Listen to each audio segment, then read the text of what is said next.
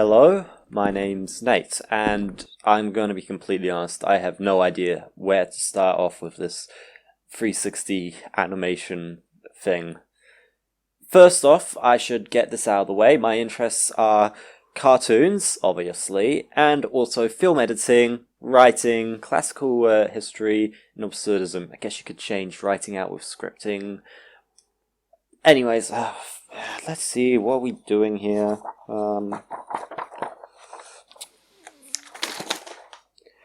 Yes, connecting them all. Well, that's kind of obvious, actually. They're all related to the idea of culture. Imagine the structure of culture like a large machine, with two intakes and an output. What you'd put into it would be influences such as past cultures or the current situation in our society. The bulk of the machine would be merging those influences into the other intake, which would be forms of media, so arts if you will. So sculpture, film. Then you would finally have the outflow of the machine, which would be the culture of the society that you are making this thing for. In fact, you could reverse the machine so it breaks art and influences apart, if you wish, which helps identifying the difference between a culture and something that is not a culture. This machine idea is something I'll be referring to a lot more throughout this video. Just for reference, I'll be talking to you from this side. To your left will be some books which helped me write certain parts of the script. Behind you will be several timestamps on different subjects in the video, and to your right I'll put the current subject that we are talking about. We'll focus on the intake first, so let's talk about classical history, or more importantly, the Romans. I could talk about the Greeks and how they formed the first democracy, but if you were to look at it, it was nothing like what we have today. In fact, Roman society is so incredibly close to our culture. I kid you not. They had a far better defined political system, at least during when it was a republic, from about 509 BCE to 27 BCE, yeah. Their architecture directly inspired modern art, such as stuff fitting within neoclassical art.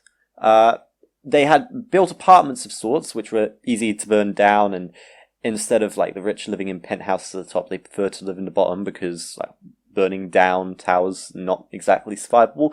And they also served bread in amphitheaters, which is essentially like popcorn. Popcorn! They spread their influences all across Europe. France, Britain, Spain, Germany somewhat. They didn't invade Germany really. Even Turkey. They invaded Turkey. They all had been directly influenced by the Romans. Hell, I even remember there was a Roman museum back in England, which arguably got me into the Romans in classical history, because just 2,000 years ago, and having that much influence, being able to cross the seas, invade another country, that really just tickled my ribs. I don't know. So, why do I suggest classical history as an influence? Well, for starters, I've already mentioned one of the reasons. Neoclassicalism, yes. Neoclassical is a art style and architectural art style form from the 18th century, directly inspired from the Romans and partially the Greeks. A good example of it would be the US White House. If you ask me, those guys in the 18th centuries were just hipsters saying, "Oh, things were way better back in those days." But hey, that's just my opinion. I won't ignore the fact that it could be considered a culture. The Romans were influenced by Hellenistic Greeks, who were also influenced by Persians and Egyptians. Not only that, but they created art along with all influences by said influences. The only reason I have put it as an influence is because it is a long gone culture, far past the days when it was practiced en masse. It's now a neo sub-genre, for crying out loud. It's long gone and buried. The next intakes we have is arts. So for me it would be cartooning, scripting/writing, and film editing, all of which that I am using to make this video. Cartooning to draw myself, scripting to write what I am reading to you right now, and I'll be editing this all together. Anyways, what role do the arts have in culture? Easily, the passing of information of said culture. For a good example of the point I just made, you'll need to go down to a museum and look how much art there is on to show. Art is used to communicate a point of view. It is also used to tell a story.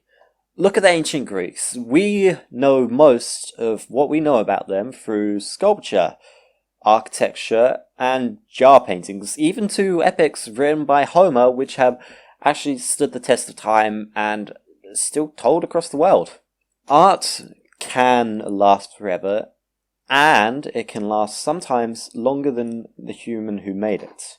They also help push our thoughts far into the future. They can also speak to the future with the point of view of a society, such as noir films, back from the Prohibition age of America, where crime was so rampant and people were still suffering from World War II. The possibly corrupt detective from those films became one of the most common character archetypes in cinema, because the entire film was so distrustful, you couldn't even trust the main character, the character which you were seeing the point of view of the entire film from. So at this point of the video, I was going to start writing down my interests individually in terms of the point of view that I just set, but I believe I can sum up all of these quite easily. Have you ever watched a cartoon or a TV show and you found one of the characters incredibly relatable, or just the entire show?